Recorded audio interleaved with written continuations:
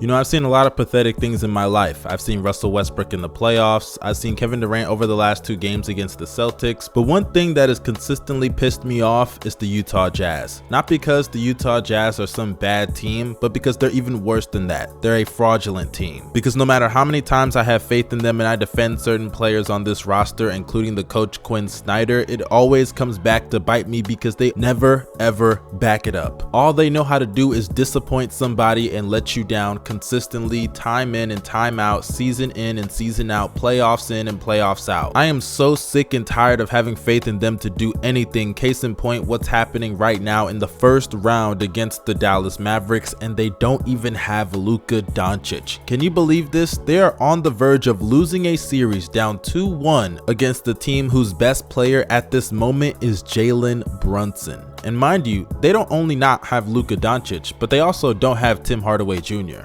This is just straight up pathetic. But before we go any further with this video and I lace into the Utah Jazz, I would like to give a shout out to the sponsors, Prize Picks. Prize Picks is my go-to betting app. I have to say, it is very easy and convenient if you want to make some easy money. You can just check out the points, rebounds, assists, points, rebounds plus assists, fantasy score, 3-pointers made, free throws made, blocks and steals, a whole bunch of categories to bet the over and unders on certain players. I filled out my slip today with Trae Young getting over his assists, DeAndre Ayton getting over his rebounds, Giannis getting over his points, rebounds, and assists, and Kevin Huerter hitting over 2 threes. For those not convinced, if you use my promo code MUSTARD with the link in the description box, all of my users will receive 100% instant deposit match up to $100. Check out Prize Picks today. Trust me, you will not regret it. But without further ado, let's get back to the scrummy, nasty, disgusting, smelly Utah Jazz. And I say that actually pretty happy that I said it, because I can't stand this fucking team, bruh. For starters, we could break down every single player on the roster. Let's just start off with Jordan Clarkson. Do you know how to do anything other than score? Like, honestly, forget the fact that you suck on defense, and we're gonna get to that later, but you are deadass a ball hog. I'm gonna be honest with you, I love his bag, I love his scoring ability, but you gotta learn how to pass the rock. And I'm not saying that to be mean, I'm saying that out of honesty, because when he's going off, he is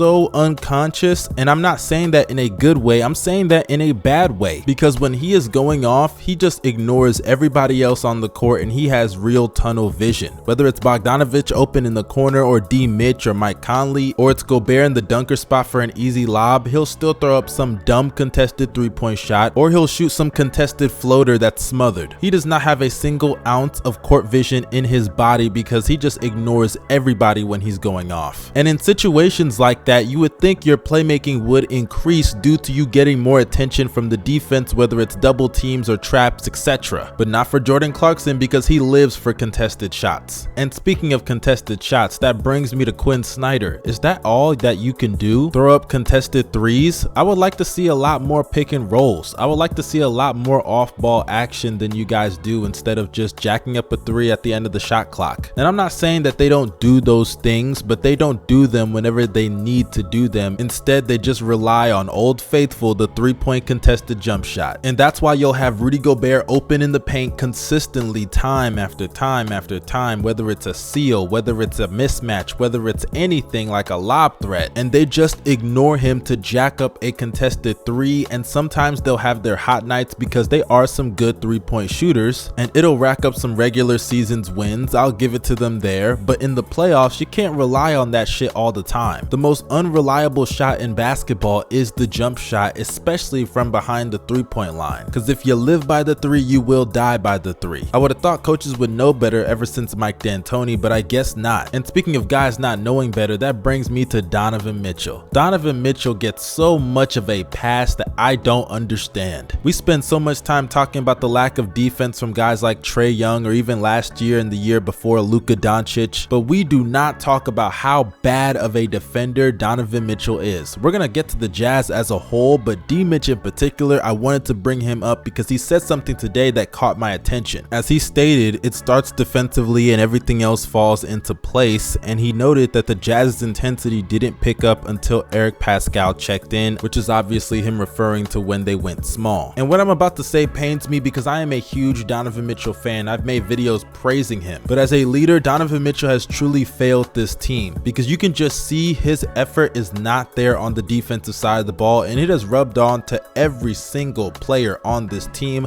not named Rudy Gobert. And I'm not saying that the other guys don't try sometimes, but it's very obvious they just funnel everybody in the paint, and Rudy Gobert has to clean up everyone's mess. And the worst culprit of that is Donovan Mitchell. As you can see his matchup numbers right here, everybody is cooking this dude. And as a leader, you're supposed to set the example, and the example that he is setting is, hey guys, we don't have to play defense because Rudy Gobert got us in the paint. And it's not just defensively that I want to criticize him. Offensively, he is a ball hog also, because D-Mitch is actually a really good passer and playmaker when he decides to be. And to see him consistently have tunnel vision, especially in a lot of these late game situations, even in this series, is insane to me. I mean, I know you don't like Gobert, but y'all are trying to win a championship. It's not too much to ask for a simple lob to him when he's open in the dunker spot, bruh. The same shit I said about Clarkson applies to D-Mitch, just on a lesser scale. And I know people are gonna see clips of Gobert trying to post up and he loses the ball on a turnover, but those are not the touches that I'm talking about. I'm talking about if this guy has someone a whole foot shorter than him in the paint sealed off where he can just turn around and dunk it on them, give him the ball. If he is open in the dunker spot when you're double teamed, then give him the ball. Those are simple touches that a nigga like Clint Capella can get the ball off of. Gobert this season averaged 15 points a game on less than 8 shot attempts a game on north of 70% shooting from the field, which led the entire NBA. The numbers back it up that when you give him the ball in those specific situations, he is going to convert them. But the issue with this team is that whenever they want to complain about the lack of shots that he gets, it's as if they're on a mission to make him look as bad as possible, because they'll give him the ball in the low block or something like that, and everyone will clear out as if he's Hakeem Olajuwon about to put on a post-move masterpiece. And I'm telling you right now, that is wrong. That is the incorrect way to use Rudy Gobert. They're just doing that to make him look bad and to prove to people why they don't give him the ball, when it's obvious those aren't even the situations that people are asking him to receive the ball in the first place. And by the way, Gobert is not off the hook. To an extent, he does deserve some type of blame here. He isn't a Bam Adebayo, Draymond Green, or a Giannis that can switch on the perimeter and guard 1 through 5. So it does limit the things that he can do on the defensive side of the ball, primarily on the perimeter. Another thing that's an issue is that sometimes he does overhelp. And I understand the reason why, but sometimes it isn't necessary for him to help as much as he does. But I can't kill him too much, because at the end of the day, the Jazz really just lack perimeter defense. Because whether it's a lack of effort or natural ability, they can't stop anyone on the perimeter. And Jalen Brunson dropping 41 and then 31 in the next game is clear indication of that. I mean, here are a couple of quotes that just prove it. Marcus Morris came out last year after the playoffs and said, "Ain't nothing changed. Rudy protects all of them. None of them can really defend. Just funnel it to him." And it's tough too. He's a great player and he does a great job of, anticipation, staying down, being real solid. And for all the people that say it's Gobert's fault for helping, Gobert came out after the playoffs last year and stated, and I quote, "The problem is if I don't come and help, we give up layups. The game plan for us was to let Terrence Mann shoot rather than let Reggie Jackson or PG get layups. We tried to adjust with full rotations. They played it perfectly on almost every possession." So to everybody that likes to say, oh, they go small so they could exploit Gobert, no, they go small so they could exploit the perimeter players, because they know Gobert has to help off of his man no matter who is on the court, so you might as well have a shooter there. Any player in the league, no matter how great of a defender you are, if you put them at Rudy Gobert's position, they're going to be in a similar situation, because if Gobert doesn't help off of his man, they're just gonna say, hey, look at that, everybody's scoring in the paint and he's the defensive player of the year. But now that he does help off his man, people are saying he can't guard the perimeter. It truly is a lose-lose situation no matter what he does. And even though he's amazing at backpacking that defense in the regular season, which is worthy of a defensive player of the year award every single year, by the way, come postseason time, it's very easy to game plan around that strategy. And by the way, I'm not letting guys like Mike Conley and Bogdanovich off the hook. They need to play some defense too. And in the case of Mike Conley, I've been saying they need to either bring him off the bench or just have this nigga not on the team anymore, because the backcourt of him and Donovan Mitchell is horrible defensively. It truly pisses me off how many times they underperform every single postseason. I mean, even with lowered expectations, this Jazz team finds new ways to disappoint. Whether it's blowing a 3-1 lead against the Nuggets in the bubble, blowing a 2-0 lead against against the Clippers without Kawhi Leonard, or now struggling against a Luka Doncic-less Dallas Mavericks roster, they truly never fail to disappoint. But you guys let me know your opinions down below in the comment section on how big of frauds you think the Utah Jazz are. Make sure you drop a like, subscribe to the channel, and press that bell for post notifications. Also subscribe to my second channel. I do reactions every day this postseason. This is your boy Young Mustard signing out. Y'all stay safe and have a blessed day.